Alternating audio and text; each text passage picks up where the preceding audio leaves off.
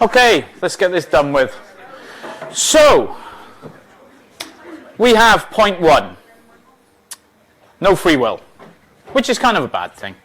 Historically, we've always frowned upon people or movements who would take away your free will from you.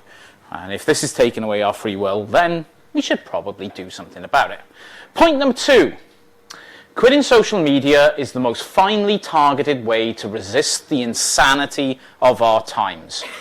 Many people in this room today have expressed the view that they feel psychologically unwell because of their social media use. I don't like the term insanity, but to be psychologically unwell is on the scale of being insane. And so, one of the ways that we can restore our psychological well-being is by quitting social media. If social media is a cause of psychological ill health, then one of the ways that we can restore our psychological ill health is to quit social media. Sounds perfectly reasonable to me. So, for Lanier, the scheme I am describing, what he means by that is social media, amplifies negative emotions more than positive ones. So it's more efficient at harming society than improving it. Creepier customers get more bang for their buck.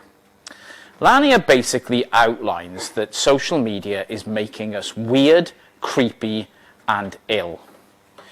That we are all becoming stalkery fucks of one description or another. Okay? We're obsessed with what other people are doing, when they're doing it, why they're doing it. We're obsessed with what everyone else is doing around us. We're always peering at other people's stuff. We're always getting a view of what the other is and not ourselves. We are becoming creepy. And we are creepy individuals. You know? And instead, what we should do is restore our mental health and stop being, socially anxious, creepy people by getting rid of all of this. Because those negative emotions could be replaced with a more positive attitude. Instead of thinking, I wonder what X is doing now, maybe think about what you're doing now and how you could make that better instead of what somebody else is doing. Wouldn't that be nice? Concentrate on ourselves for a while. So, I haven't got much more to say about this point, to be honest. It's fairly self-explanatory. By the way, you don't have to agree with these. And, moreover, I don't expect any of you to agree with these points at all. Because, I'll come to this point at the end, but I really don't expect any of you to agree with any of this. Point 3 is put very, very simply. Social media is making you into an asshole. Okay? It's a development of point 2 in many ways. And it sharpens it into a very direct thing. The main reason for using social media is addiction. You get a dopamine hit every time you are shared or liked. This can breed dependence, arrogance, excessive confidence in your rightness, exaggeration, imbalance, pandering, ignorance, rudeness, narcissism, and finally Donald Trump. And who combines all of those things into one, basically. None of those things are good. Can you imagine, right, you're going to introduce like one of your friends to somebody and you say, well, all right, what are they like? And they say, well, they're arrogant, they've got an excessive confidence in their rightness, they exaggerate everything, they're desperately imbalanced, they pander to anyone, they're ignorant, they're rude, they're narcissistic. You say, I'm not keen on meeting this person, I'd give it a miss, might stay at home. We're all like that, effectively. What Lanier's argument is we're all getting like that. Because we are addicted to something which gives us a dopamine hit all the time, and what it's fostering, the quickest way to get those dopamine hits is to be arrogant, to have an excessive confidence in our rightness. I'm looking at somebody right here who in their project admitted to an excessive confidence in their rightness on the platform Twitter or X, however you want to call it. Am I not wrong? And you know what? There's nothing wrong with that, because that's like how 99.9% people on Twitter act. So it's absolutely fine. I myself, I'm very much like you. Now, basically, when we behave this way, we're pricks. That's not great. That really isn't nice. We're making ourselves into horrible people because the behaviours we have to adopt in order to achieve the goal that we want in social media, which we don't even know about, you know, that lovely little spike in neurotransmitters that makes us feel good, the behaviours which are most effective at getting that thing are the behaviours of arseholes. And therefore, if we behave enough like an arsehole, following classical conditioning theory, we will become arseholes because we've associated that with feeling good. Because if you pair the stimulus, being an arsehole, with the response, dopamine hit, enough times, you will behave like an arsehole to get a dopamine hit. It's not great. It really isn't great. So, another reason for us to delete social media is we're becoming deeply, deeply unpleasant people because of it. Or the best we can say is we are becoming very efficient at adopting very unpleasant behaviours to suit our own purposes and ends, which we're not even made aware of in the first instance. So one of the glories of taking this module is now you are aware of it, and you can regain your free will to do this. And again, none of you are going to do this. I know this already. Exercise and futility. Point number 4, according to Jarian Lanier, social media is completely undermining the value of truth. Who can tell me what the truth is?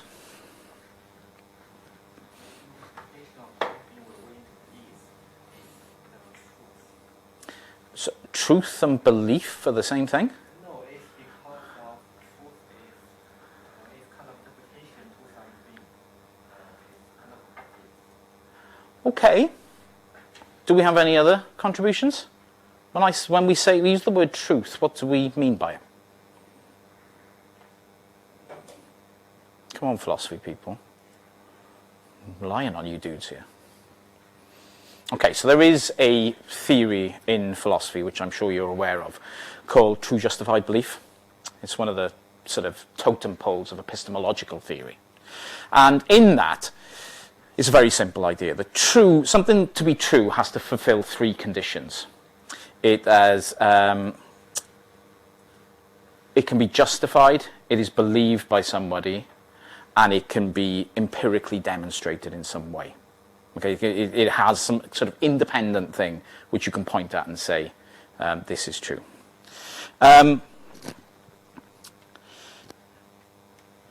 Basically, in any given society, we have to rely on some version of the truth. There has to be an independent way that we can establish what the truth is about something.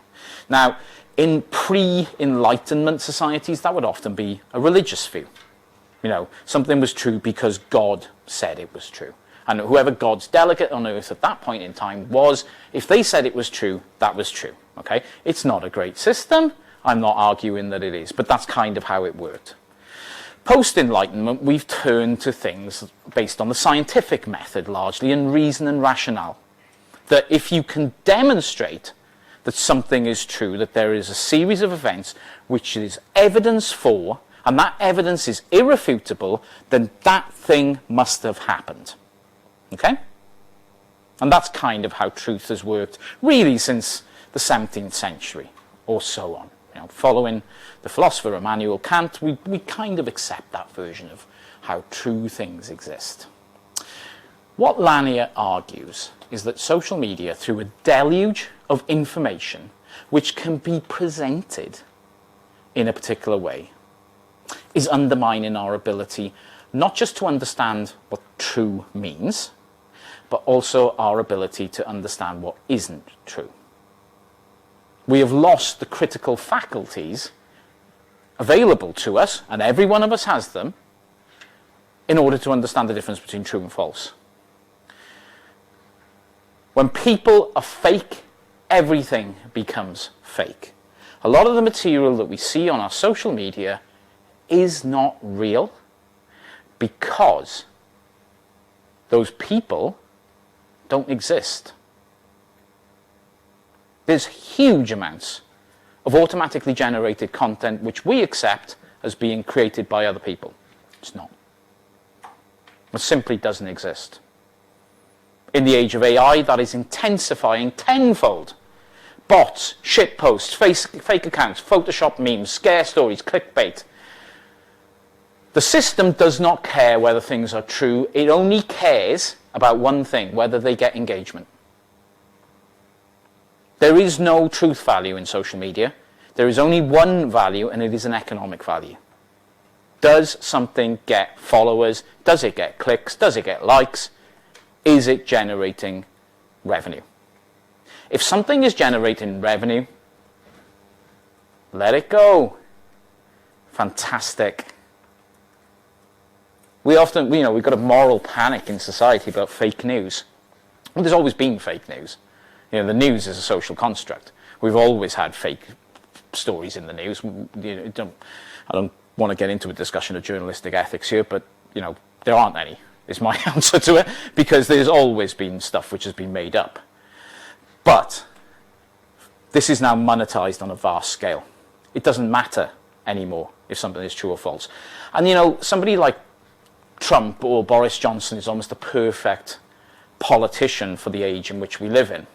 A lot of people say, Trump is a liar or Boris Johnson is a liar. You don't understand. You really don't understand these people if you think they're a liar. You see, let's think about me for a second. Let's think about the relationship I have with Liv. All right? Okay? We're on board? Okay, Liv. Excellent. I spent hours analysing your project, second by second, in order to give you the most accurate possible mark that you could have.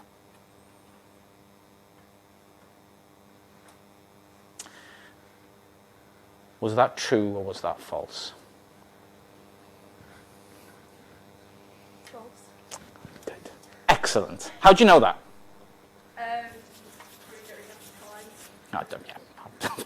Sorry, Liv. I mean, I'm not saying your work isn't important to me. It is important, but I don't have the time to spend hours on it, unfortunately. It's very, very good, by the way, as well. That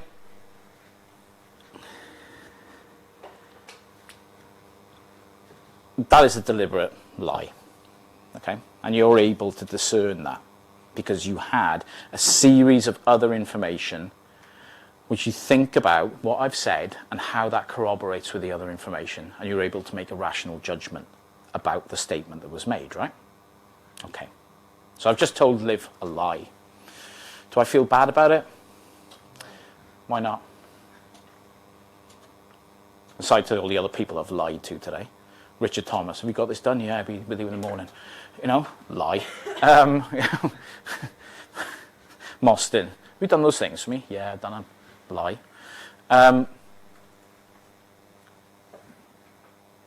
What's the big difference here? What's the difference between me and Trump and Johnson? So if you're not benefiting that much from it? It's probably a low stakes thing though at the moment. Because of you admit your lie, but Donald Trump or Johnson never admit they are lying. Okay, this is partially on the road to what is going on here, and it relates directly back to this slide. Okay. Did you notice that I started smiling at the end? Why? Yeah, because I find it very difficult to lie. Basically, I'm not a very good liar, right? And I gave, if anyone who's ever played poker in person will know, when people are bluffing, they give it away. Right? There's certain things, we call them tells, and one of mine is I start smiling because I'm lying to you. Right? And it's like, because I know it's a lie. I know what I've done is false. A liar knows that they're lying. So they know what the truth is, and they choose to say something else. They're fully aware that there is a correct version of events and they're portraying it the other way. That's what a lie is. You know what the real thing is, but you decide to say something else. That's basically how a lie works. Johnson and Trump don't lie. They're not liars. Because that thing over there is not important to them in any way, shape or form. They don't even know about it. All they are saying is their version of events. The correct, true thing doesn't even come into the equation. Trump is not standing there lying about stuff. He's just saying it how he sees it. He's insane, yeah. He's completely fucking nuts. There's no way he should be anywhere near. I wouldn't let him run like a W.H. Smith's in a fucking railway station, let alone the country. Same with Johnson. He should not be anywhere near political power. But he's not a liar. A liar knows they've done something wrong. These guys don't know what the right thing is, so they can't be liars. This is very much like our relationship to social media in this sense, or at least social media's relationship to us. Social media doesn't know these are lies. These are computational systems, algorithmic systems of content production and content dissemination. It's not part of the equation whether it's true or not. It's never factored in. These systems are not capable of telling you whether that thing is true or not, because they don't understand content on that basis. There is no understanding of truth in social media. It's not part of the equation here. So people put their hands up, the proliferation of fake news on social media. It's like, well, yeah, because these systems aren't designed to deal with truth and false. It's not part of how they've been built. So we are willingly engaging with systems that have no capacity whatsoever to distinguish reality from fake.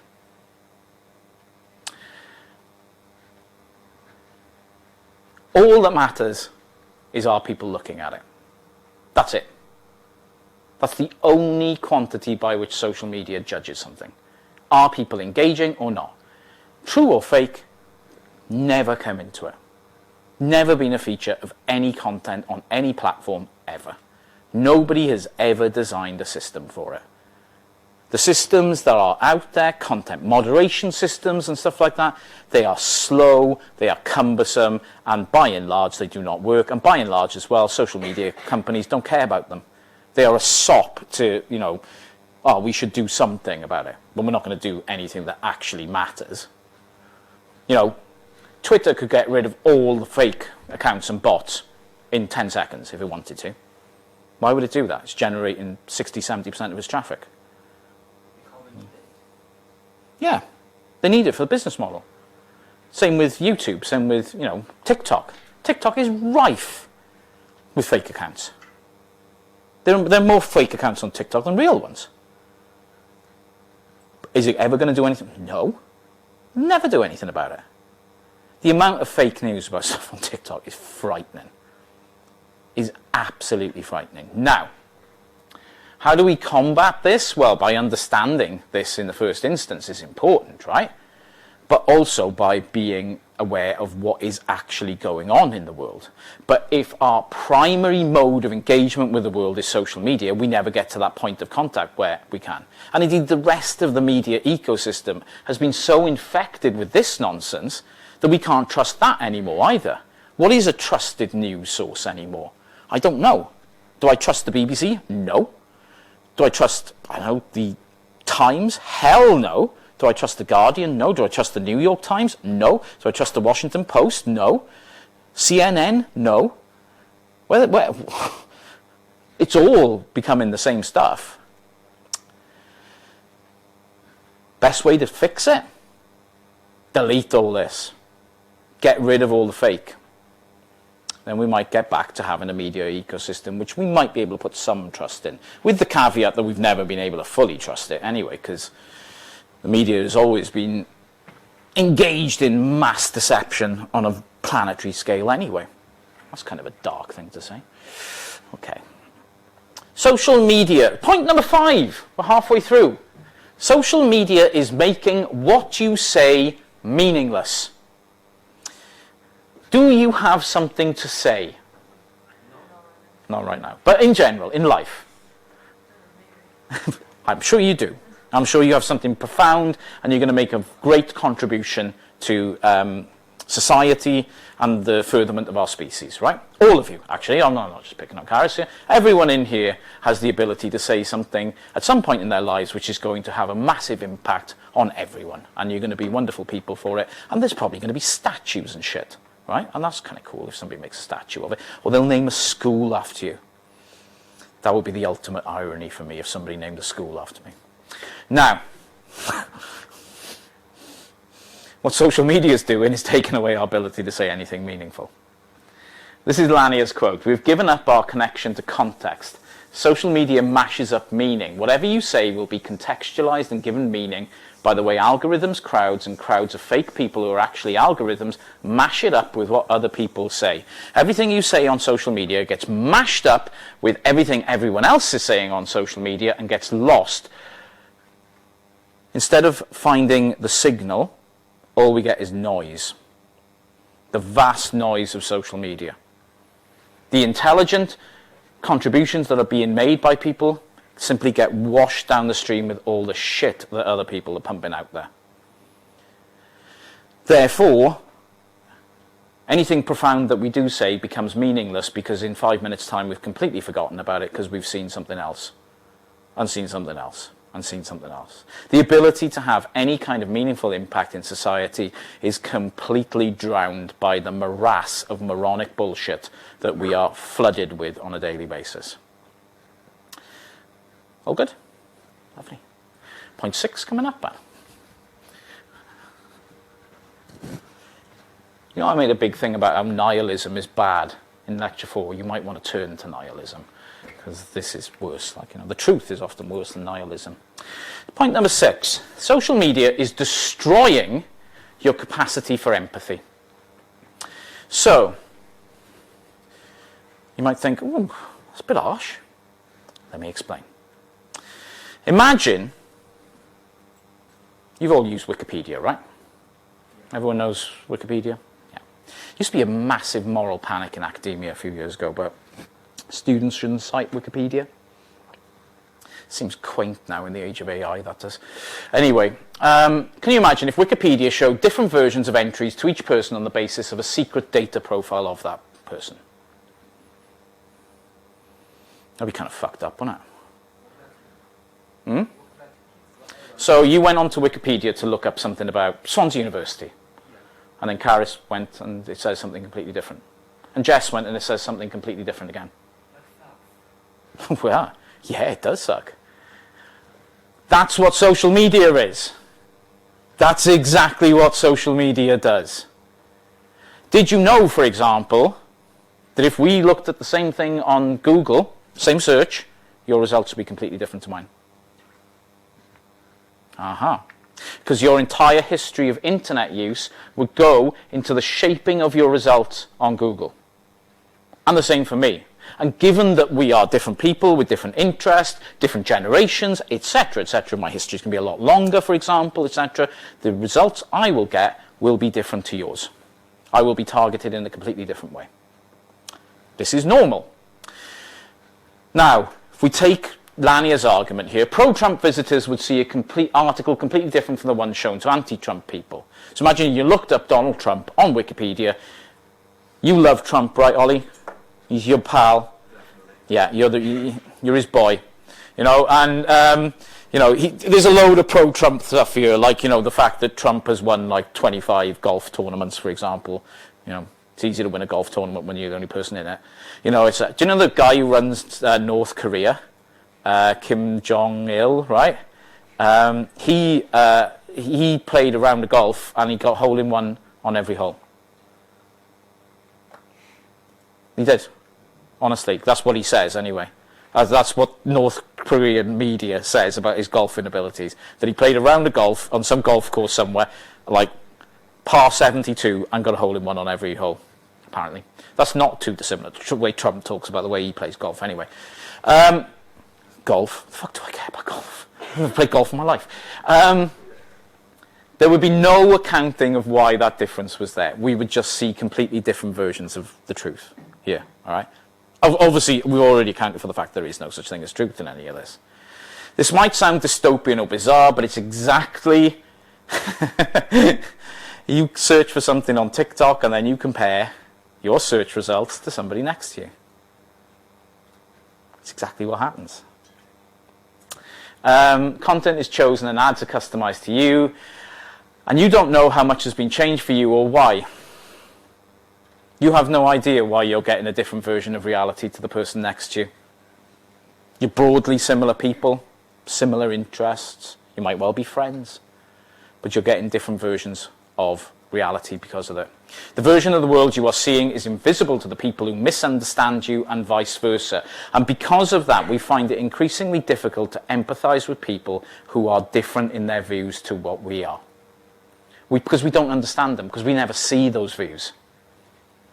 And I'm as polarized as anyone on social media, right? If I see like some Tory dickhead on, I'll go for them. You know, if I'm on X and I see some fucking clown, I will go at their jugular. And I know this. I understand this, right? I understand the mechanisms that underpin that kind of behaviour. I have no empathy for views which clash with my own. I am wearing a t-shirt under this that says Nazi lives don't matter. Okay? Well, I'm willing to stand by that point, by the way. All right? I'm willing. That is a hill I'm going to die on. But I have no appreciation of what... I'm going to take the Nazi bit out of this because I don't give a fuck about them. But I have no appreciation of why people with different views to me have those views. For example, right, I'm a football supporter. I have no understanding anymore of how anyone can support Cardiff City Football Club. All right? They are an evil organisation drenched in, you know, the feces of South Wales, and I have no understanding how somebody can debase themselves morally to support that team. Now, years ago, I didn't used to be like that. I at least had some understanding, like they might have grown up in that area, you know, might be interested in football, perhaps. I mean, they're probably morons, but nevertheless, you know. I would have had a little bit of compassion, and maybe compassion is the right word, because you would feel sorry for them for supporting Cardiff City Football Club, because, you know, they must obviously have some kind of disorder. But now, I just want to kill them all. And I'm a middle-aged man. I can't go around killing kids. Not anymore. There's too many cameras about. So, you know, it's really hard in everyday life to feel any compassion towards people or empathy. We don't feel empathy for others because we're not exposed to their views. Now, you might think, okay, I'm all right with that. Well, you might be, and that's okay. But it's not good for society. It really isn't good for a little thing about in society which is very important called democracy. Because if you have a democratic society and you cannot feel any empathy for the views of those who disagree with your position, you don't have a democracy anymore. You just have polarized opposites. Things stop working, basically. We stop, you know, we refuse to accept the political legitimacy of the side which is different to us, because we're completely unable to see how we might connect with it. This is a fundamental feature of politics, really, since the late 2000s, unsurprisingly, when social media comes along. We no longer feel able to even countenance. You know, we're going to have this in Britain probably later this year, maybe into 2025, perhaps. But, like, there's going to be like 20% of the country are going to vote Conservative. Still, after 14 years of this shit. It's like, I don't get it. Yeah, that's why I don't get it. I no longer get it. I don't get how somebody can support that law. I don't get how 20% of the voting population of the UK, roughly speaking, about 8 million people, by the way, 3 times nearly the population of Wales are going to vote for the Conservative Party. I don't get it. And that's a problem. That's a real problem in a democratic society when you look at 20% of the population and think, fuck you. Do you know? That's difficult. It's worse in America, where you're going to have, legitimately in November, probably of the magnitude of 70 to 75 million people are going to vote for the losing candidate in the American election. That's going to be a real problem. It's been a problem in the last couple of elections. It's going to be a far bigger problem this time. And you're saying, democratic societies are really in trouble with this. Social media is making it really problematic to actually live in a democratic society where you have respect for the views of others. You may not agree with them, but you respect the views of others. You know, that's why millions of people can't get over the Brexit vote. It was 8 years ago. You know, it's gone. It's done. I didn't vote for it. For a long time afterwards, I was really angry about it. I've given up on it now. It's done. There's no point in being angry about something that's so far in the past. But there's millions of people out there who won't give it up. Because they fundamentally still cannot understand why anyone would have done that. Do you know? Would have voted that way. Because we live in filter bubbles and echo chambers where none of this happens. We never see that view. And that, my friends, is fundamentally eroding our society. Very simple one here. Social media is making you unhappy. Many of you expressed the same thing. It's reason number 7 for deleting your social media accounts. On average, social media usage is correlated to insecurity, anhedonia, depression, and so on. The more you use it, the worse it gets. Anhedonia is a Greek word. It relates to hedonism, the pursuit of pleasure. Anhedonia, unsurprisingly, relates to the pursuit of unhappiness. That instead of pursuing pleasure in life, we pursue and continue to consume things which make us unhappy. We hate watch. Put it simply. There are a million bummer games going on all the time and you're a loser at almost all of them because you're competing with the whole planet. We consume on a daily basis vast amounts of material that make us unhappy because it's comparing us with everyone else out there and we can't compete with everyone. There's an old adage, right? There's always somebody who's going to be better than you at something. Right? That doesn't mean to give up. That doesn't mean stop. It means just take pride in what you actually do rather than trying to be the best in the fucking world because there's always somebody out there who's better than you. But that doesn't matter. It's about enjoying what you do. If you don't feel like you have as much fun, beauty, sex, intelligence, popularity, influence or power as the people around you, you're probably going to feel sad. Do you know what? You probably don't. You're probably not as intelligent as all the people around you. I know I'm not. I can look around this room and think that. Who's the smartest person in this room? Not me. Do you know what? I'm okay with that. You know? So,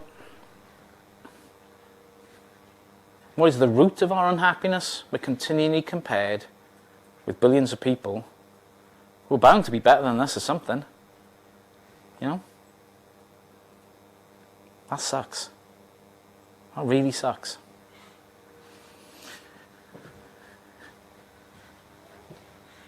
Is anyone feeling better about themselves at this point? Don't worry, it's nearly over. Social media doesn't want you to have any economic dignity. This is a point which I've made over and over and over again in the module, but if you look at how rich social media companies are and you look at how poor you are, that will give you some indication that the system is fucked at this point. Basically, we've gone, let us spy on you, and in return you'll get a free service. And not just let us spy on you, let us convert what we have spied on you into vast profits. And then we'll give you a free service that makes you unhappy. That's basically how the economic system boils down to here. What we should say is, I won't have an account on Facebook, Google, or Twitter until I can pay for it. The moment they come out and say, You can pay for this account, and on that basis, we will no longer use any of your data. Then we should sign up for social media. That's the point we should do it at, not before. Because the idea of a free account has made us all into peasants. In the ancient economic system of feudalism, you had peasants and an aristocracy. And social media is the aristocracy, and we are the peasant. We live on their land, and we give all our labour to them in return for virtually nothing. That is a feudal economic system. We have gone from an enlightenment which transformed human society, fostered capitalism, allowed people to raise out of the feudal societal arrangements, and instead we've decided, yeah, let's go back to it. That sounds good to me. It's not good. It has stripped us of any kind of economic dignity for what we actually do on a daily basis. This is old-fashioned exploitation. This is old-school exploitation. This is like pre-Marx exploitation. This is good shit. Point number 9.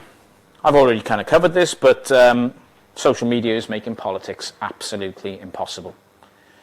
We can no longer have functioning democracies because of social media. Because a functioning democracy requires people to take into account and respect the views of those who do not agree with them.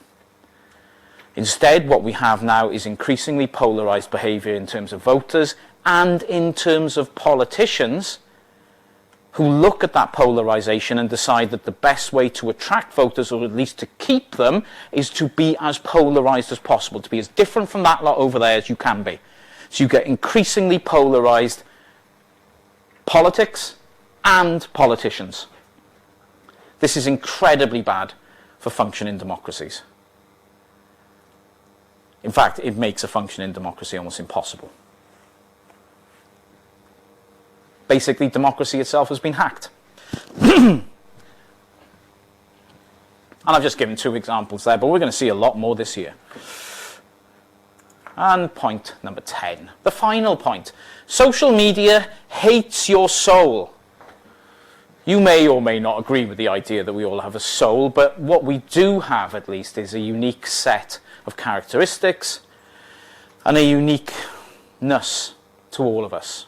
We are all beautiful snowflakes of some description. Some of us more beautiful than others, but what are you going to do? That's the nature of snowflakes. Brahma is a new form of spirituality in which there is a new faith, a new way of seeing the world, a new criterion for truth, which is virality, new sacraments. The purpose of your life is now to optimize. You have been baptized. Go out there and make as much content as you can and get as much likes as you can. That is the optimal way to live. New religious absolutes. You cannot go to a fucking restaurant without taking a picture of your food. It cannot be done. It never happened if you don't do this, right? Facebook's status of purpose says, every single person has a sense of purpose and community on our network. Fuck you, will be my answer to that. But what this means is that any idea that we are spiritual beings of some description has to be crushed to make us optimal beings for the production of data for social media companies.